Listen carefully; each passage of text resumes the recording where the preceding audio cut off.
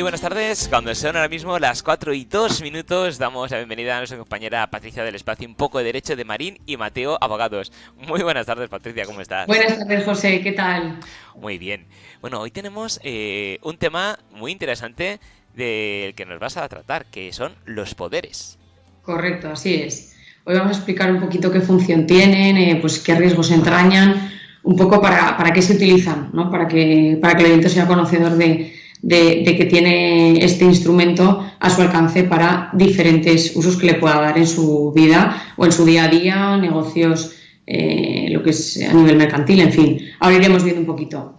Estupendo. Pues vamos a ver, un poder es un documento público que se autoriza ante un notario por el que una persona pues designa a otra como representante para que pueda actuar en su nombre en diferentes actos jurídicos, ni más ni menos. Al final es una persona te representa para, en tu propio nombre, poder actuar en diferentes esferas, ¿vale? Al final, este documento, sí o sí, para que tenga validez, se tiene que hacer ante notario, esto sí que es importante, y nos puede ser muy, muy útil en distintas situaciones que pueden surgir pues, en la vida, como ahora iremos viendo, tanto como para solventar trámites burocráticos o incluso en el mundo empresarial, ¿vale? Hay que decir que, digamos, con su uso no se va agotando, es decir, puede tener infinidad de usos, es decir, tú nombras a una persona como tu representante o como tu apoderado y éste podrá utilizar ese instrumento que tú le has otorgado para muchos actos diferentes, no tiene por qué ser solo para uno. Iremos viendo qué poderes especiales, poderes generales y qué diferencias hay entre unos y otros. Cualquier persona que tenga plenas facultades mentales y sea mayor de edad puede otorgar un poder, ¿vale? Un poder, si es un poder para pleitos, puede estar entre unos 30 euros más o menos, y un poder general, un poder especial, suele estar entre unos 40, 60 euros, o sea que no tiene un coste excesivamente elevado. Lo que es muy importante y hay que resaltarlo es que un poder está basado en la confianza. Es decir, no se puede otorgar un poder a cualquier persona, porque esto va a entrañar, como ahora luego veremos, unos riesgos. Por tanto, tienes que dar un poder a alguien de nuestra confianza porque al final le estás dando la capacidad de tomar decisiones y de llevar a cabo acciones en tu propio nombre. Entonces, si a lo mejor das un poder a una persona que, pues bueno, no tiene las ideas muy claras y que te puede meter en algún que otro problema, pues quizá esta no sea la persona adecuada a la que tienes que darle esa confianza, que es lo que entraña, a fin de cuentas, un poder. Por tanto, esto es muy importante, porque un poder nos puede llevar a la ruina. Si, por ejemplo, resulta que das un poder general, que ahora veremos qué quiere decir esto, a una persona, esa persona puede vender todo tu patrimonio y dejarte sin nada, o firmar un préstamo, por ejemplo, hipotecario, que es inasumible por el que está dando el poder. Por tanto, entraña unos riesgos que hay que ser conocedores de ello antes de hacerlo. Por tanto, es importante siempre estar bien asesorado y antes de hacer un poder, venir a un despacho o ir a asesorarte primero sobre qué necesidades tienes, porque al final los poderes hay que hacerlos en función de las necesidades que tenga el cliente. En función de cuáles sean esas necesidades, es preferible hacer un poder u otro. Por tanto, esto sí que es importante, estar bien asesorado, como siempre os decimos. Si el apoderado hace un mal uso del poder y él entraña un acto jurídico y actúa con un tercero y este tercero actúa de buena fe, el poderdante, es decir, la persona que ha dado este poder, no va a poder ir contra ese tercero, porque al final tú has decidido dar un poder a una persona en la que en teoría tú confías. Por tanto, si por ejemplo tú has dado un poder para vender un inmueble, un piso, y luego resulta que a última hora se cambia el precio del piso y lo vende por menos y te ha creado un perjuicio, pues bueno, el tercero ha comprado de buena fe y por tanto esto es irreversible. Es decir, luego podrás ir a lo mejor contra la persona a la que has confiado este poder, pero a fin de cuentas el piso ya va a estar vendido, ¿vale? Entonces, estas cosas hay que tenerlas en cuenta. De todas maneras, en cuanto al apoderado, está obligado a cumplir el mandato que ha recibido por el poderdante. y si no actúa de buena fe y al final causa daños y perjuicios, pues sí que puedes ir contra él y al final tendrá que responder y un poco cumplir del mandato que tú le has encomendado. Si él actúa más allá de los límites que tú le has dado, pues bueno, esto sí que se podría ver ir en contra del representante. Al final el poder no deja de ser un traje a medida, como estoy diciendo, a las necesidades del cliente tenga. Por tanto, no es si tengo que vender un piso, hacer un poder general, pues no. Entonces, a lo mejor en ese caso es preferible hacer un poder especial para la venta de ese piso en concreto del que estamos hablando. Por eso es importante saber qué necesidades tiene el cliente y hacerle, como te comento, este traje a medida para ver las necesidades concretas. Luego, dependiendo de qué queramos, vamos a explicar qué tipos de poderes tenemos a nuestro alcance. Hay dos tipos de poderes generalmente, el poder general y el poder especial. El poder general, el poder dante va a conceder unas facultades bastante más amplias al representante legal para que actúe en su nombre. Por tanto, lo que se intenta el interés que se tiene con este poder es conceder unas amplias facultades para que la persona pueda actuar en tu nombre, no para un único acto o un único negocio jurídico. Los más habituales en este caso serían el poder para pleitos, que suele ser el que más se suele utilizar, para que una persona acuda en tu nombre en representación, es decir, a un pleito, lo que se conocería como el apoderamiento acudacta. El poder para administrar bienes, que este poder, el apoderado en este caso, pues se encarga de gestionar lo que es el patrimonio del poder dante. En este caso sí que hay que puntualizar que quedan al margen pues los actos de disposición, es decir, no se puede vender o hipotecar con este tipo de poder. Es decir, sí que está un poquito más acotado, a pesar de ser de considerarse un poder general. Y luego, como tal, está el poder general, que este es el más amplio. Otorga unas facultades muy amplias a la persona que le estamos dando esta concesión. Por tanto, con este poder puedes hacer prácticamente todo. Es decir, la persona que tiene este poder, quitando el otorgar testamento, que incluso en algunas legislaciones autonómicas sí que se permite, pero quitando este acto que se considera personalísimo, podría hacer cualquier tipo de negocio jurídico de la esfera del poder dante.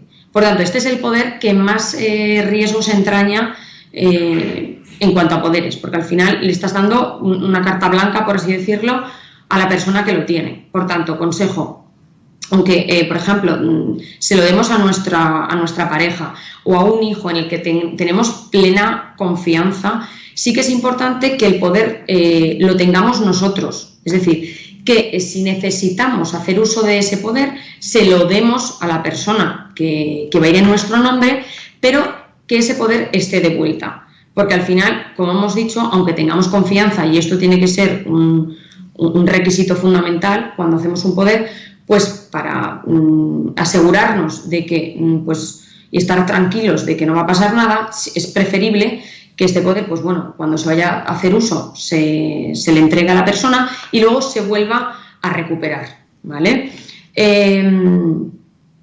Luego, hemos visto que estos son los poderes generales y luego tendríamos los poderes especiales. Los poderes especiales únicamente nos van a servir para un único acto jurídico en concreto, como pueda ser una compraventa, una transferencia o un negocio jurídico más en lo que es, por ejemplo, transacciones en los bancos, aceptar una herencia.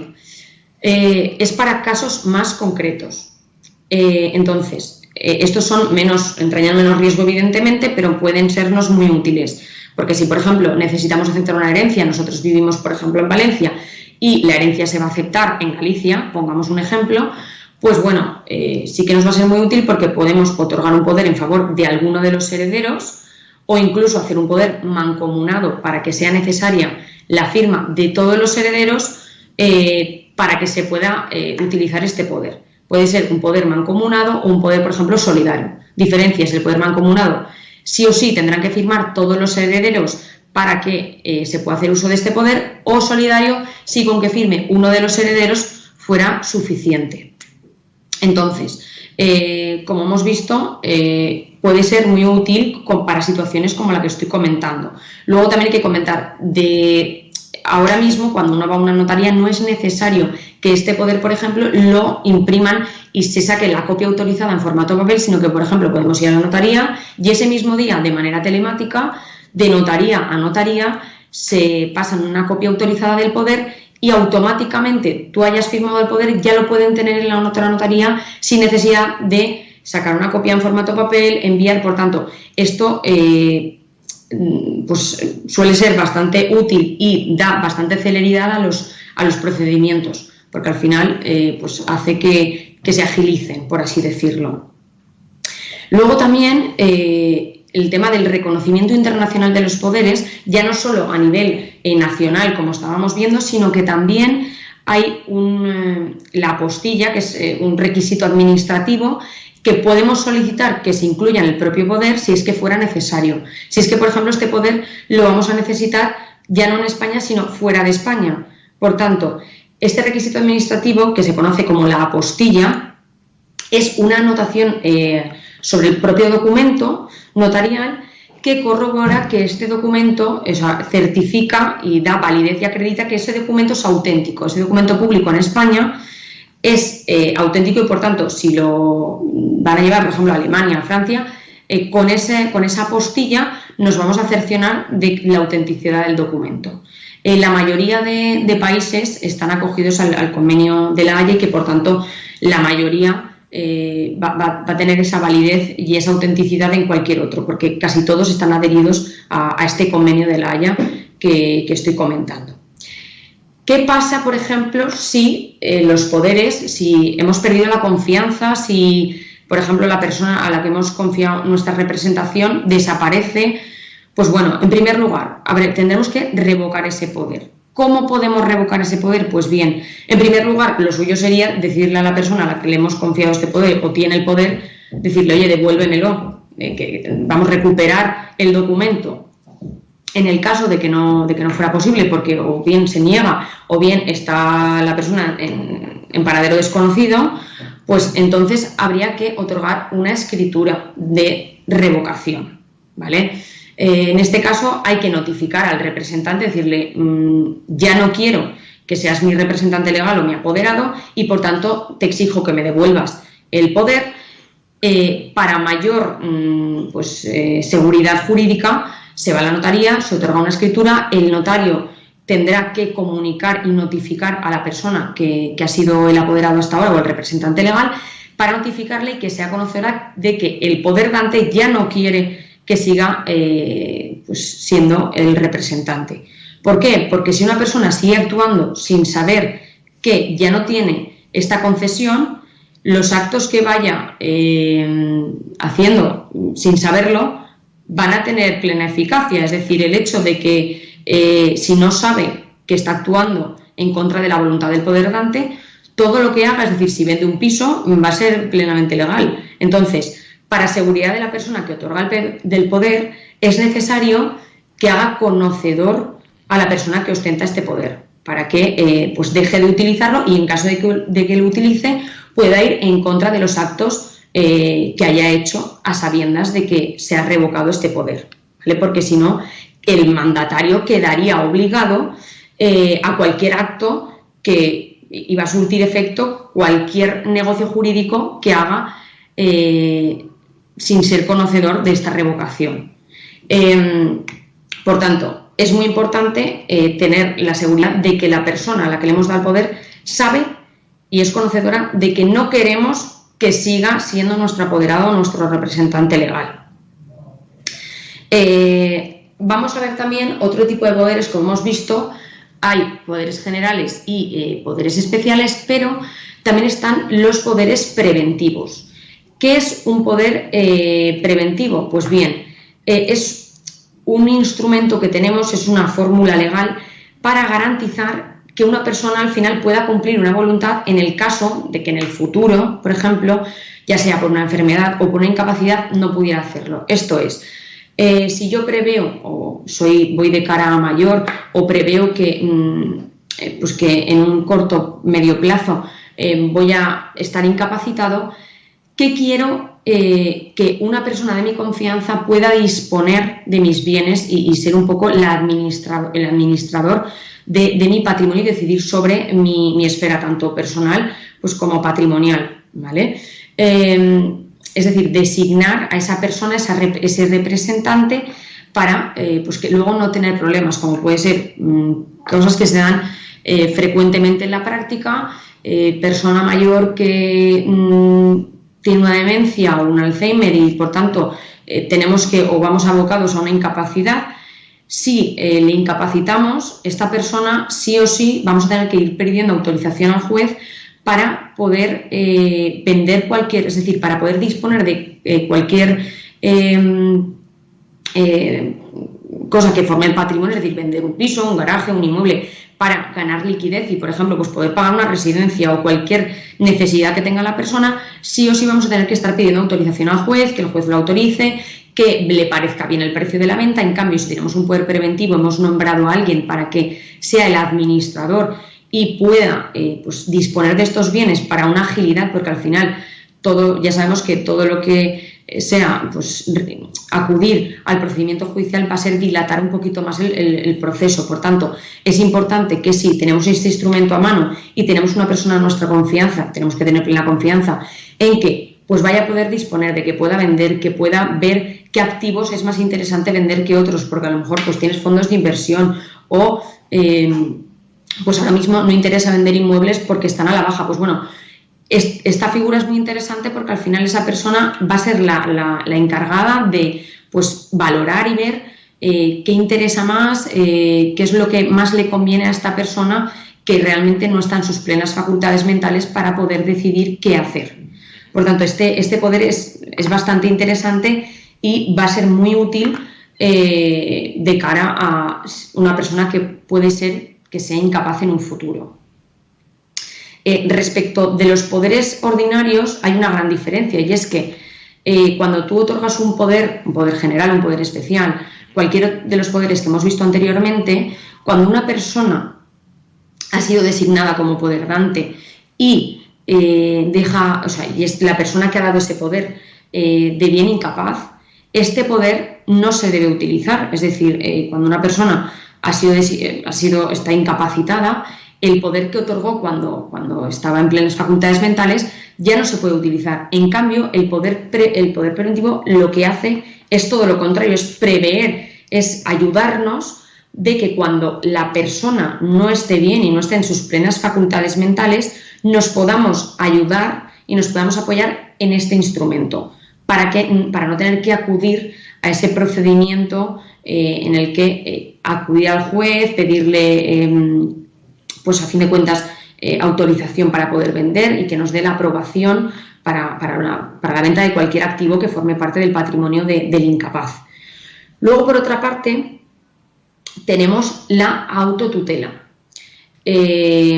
La autotutela, a diferencia de los poderes preventivos, lo que nos va a ofrecer es que la persona que en un futuro pues vaya a ser nombrada incapaz o no tiene por qué ser la situación que voy a ir a una incapacidad, sino que una persona mayor que dice, mira, yo me quiero salvaguardar y pues quiero que en el caso de que por lo que fuera tuviera que estar incapacitado, pues bueno, quiero que esta persona sea mi tutor, es decir, nombrar ya una persona en la que tú confíes para que sea tu tutor. En este caso, a diferencia de los poderes, es decir, estaría bien una combinación, pero la persona que vamos a designar como tutor, el juez va a tener que dar el visto bueno. En este caso, cuando se inicia el procedimiento de incapacidad, el juez irá al registro, recabará los datos suficientes y como la autotutela, al igual que los poderes preventivos, siempre se tienen que otorgar en documento público, es decir, ante notario, cuando la autotutela se tendrá que remitir al registro civil para que hagan la anotación como que esos poderes o la autotutela esté inscrita, para que el juez, cuando vaya a iniciar el procedimiento de incapacidad y vaya a nombrar incapaz y vaya a nombrar el tutor, pues tenga la documentación necesaria para saber que esa persona quiere y ha designado que sea X persona el tutor. Pero en este caso el juez tendrá que ver si esa persona es idónea o no, porque al final tiene que pues ser el propio juez el que pues bueno, dé el visto bueno al final a este tutor que ha designado la persona. Por tanto, la combinación tanto del poder preventivo como el poder, o sea, como la autotutela, estaría bien en incluso combinarlos, ¿vale? Hacer todo conjuntamente para que al final la persona que hemos designado para que nos administre el patrimonio en el poder preventivo, pues también pudiera, a pesar de estar incapaz, poder disponer de sus bienes. Por tanto, es bastante interesante esta figura. Respecto de los poderes preventivos, que no os he comentado, sí que es interesante, hay dos tipos de poderes. El poder preventivo en sentido estricto, es decir, que únicamente empieza a surtir efecto cuando la persona ya ha devenido incapaz, es decir, ya está nombrada incapaz, o bien el poder preventivo con subsistencia de efectos en caso de incapaz. Este poder pues, se puede utilizar automáticamente cuando se ha autorizado, cuando se ha otorgado este poder o en la fecha en la que el poder dante crea conveniente, y además también, evidentemente, cuando la persona ya es incapaz. Por tanto, como verás, hay muchísimos tipos de poderes y bueno, es importante saber qué riesgos o qué situaciones se pueden dar en la práctica, porque al final, pues bueno, nos podemos encontrar con diferentes situaciones en las que en cada caso es necesario uno u otro. Por tanto, es muy importante en todo momento estar asesorado, ver bien en qué situación nos encontramos y que un profesional nos asesore de qué nos conviene o qué no. Y en función también de qué personas designamos como apoderados o representantes legales, ya que, como hemos dicho, siempre un poder está basado en la confianza y es muy importante, pues bueno, saber qué nos puede ocurrir si a lo mejor no sale todo como esperamos. Por tanto, siempre hay que estar bien asesorado por parte de abogados y pues acudir a cualquier despacho. En este caso nosotros ofrecemos este servicio y informaros de las situaciones que se pueden dar en caso de que queramos otorgar un poder. Estupendo. Pues Patricia, hay una cosa que me ha llamado la atención. Me has comentado que cuando pues a lo mejor tú otorgas un poder y luego por falta de confianza lo quieres retirar porque ya no te fías de esa persona, claro, el acto es entregar el papel notario y toma, te lo devuelvo, pero... No. ¿Cómo funciona esto? Es revocar. Bueno, el primer caso sería decirle a la persona que tú le has dado el poder, devuélveme el poder. En el caso de que tú quieras revocar ese poder, hay que ir al notario a otorgar una escritura de revocación de poder. Es decir, voy al notario y digo, no tiene por qué saber además como curiosidad el mismo notario en el que otorgaste el poder. Es decir, tú puedes haber ido a un notario a otorgar un poder y luego puedes ir a un notario distinto a revocar ese poder. Es hacer una escritura diciendo que tú otorgaste un poder en tal fecha ante tal notario con tal número de protocolo y que ese poder que otorgaste a esa persona por los motivos que ya has perdido la confianza en tu representante legal y que por tanto se revoca este poder, se le quita. Entonces, esta escritura de revocación hay que hacerla llegar a la persona, al apoderado, al representante legal. Lo normal es pues, que si tú tienes confianza con esa persona y por los motivos que sean la has perdido, pues directamente tú le pidas, oye, disculpa, devuélveme la escritura que quiero tenerla yo. En ese caso ya digamos, tú ya tendrías el poder y ya está. En el caso de que se negara, entonces es conveniente, bueno, en parte, es conveniente siempre otorgar una escritura de revocación para mayor seguridad del mandatario, es decir, de la persona que ha otorgado ese poder, es decir, bueno, sé que sabe que ya no tiene esos poderes y que por tanto no puede actuar en mi propio nombre. Pero casi para más seguridad pues siempre es mejor hacer esa escritura de revocación. Sí. Evidentemente para mayor seguridad también depende del grado de confianza y de, pues a lo mejor de parentesco. Al final, a ver, uno no va dando por ahí poderes a cualquiera, ¿no? Pero al final sí que es importante saber ese grado de confianza que tienes con la persona a la que le has dado el poder. Desde luego, como te está explicando, no se puede dar un poder a cualquiera. Tiene que haber, ya hemos dicho que está basado en la confianza, por tanto, es importante que al final sea una persona pues un poco de tu esfera más cercana y de tu círculo más allegado.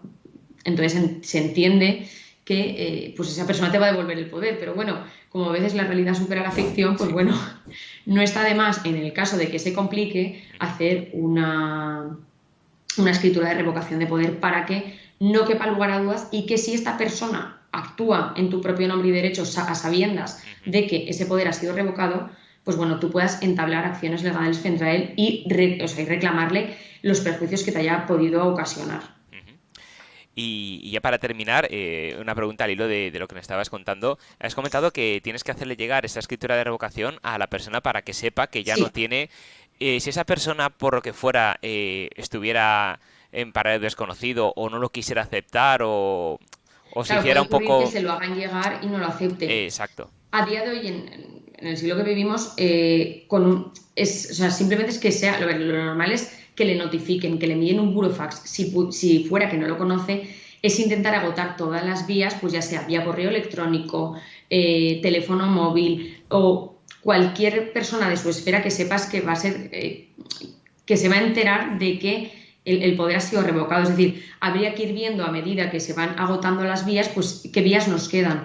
Pero es complicado que a día de hoy, generalmente, a ver, puede ser que esté en paradero desconocido, entonces ya habría que a lo mejor que entablar acciones legales. Ujú.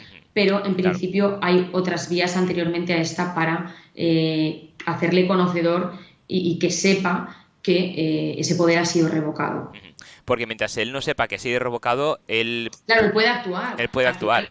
Al final se entiende que si tú no sabes que ese poder ha sido revocado, tú estás actuando de buena fe. Por tanto, ahí sí que es una obligación o una responsabilidad por parte del mandatario, por parte del poder dante, de decir, oye, que ya no quiero que me representes, que ya no quiero que seas mi representante legal. Claro, si tú eso no se lo dices, esa persona no lo sabe. Por tanto, lo primero es informarle a la otra parte de que ya no quieres que te representen y que actúe en tu propio nombre. Perfecto. Bueno, hemos visto que tiene muchas complicaciones y se puede complicar de muchas maneras posibles. Nos puede ser muy útil Sí, también. Lo que pasa es que tiene esa claro. doble cara, nos puede servir y nos puede ser muy útil en la vida porque verdaderamente nos aporta muchas cosas y mucha utilidad y celeridad en muchos procedimientos, pero sí que es cierto que hay que ser conocedor de que también pues, tiene sus riesgos. Claro. Y lo mejor, como bien has indicado, es acudir a profesionales, grandes expertos que te Correcto. asesoren y, como estamos viendo, Marín y Mateo Abogados son un claro ejemplo de grandes expertos que nos pueden ayudar a estar muy tranquilos cuando hacemos este tipo de trámites. Si alguien de los que nos está escuchando y viendo tuviera alguna duda, ¿cómo puede contactar con vosotros? En el teléfono 963 20 28 76 nos pueden contactar, sino enviando también un correo a info@marinimateo.com, o sea que estaremos encantados de ayudarles y de resolver sus dudas. Muy bien, pues Patricia, muchísimas gracias. Un placer como A siempre ti, José, y nos que tengas vemos buena tarde. igualmente. Nos vemos en el siguiente Hasta programa. luego. Hasta luego.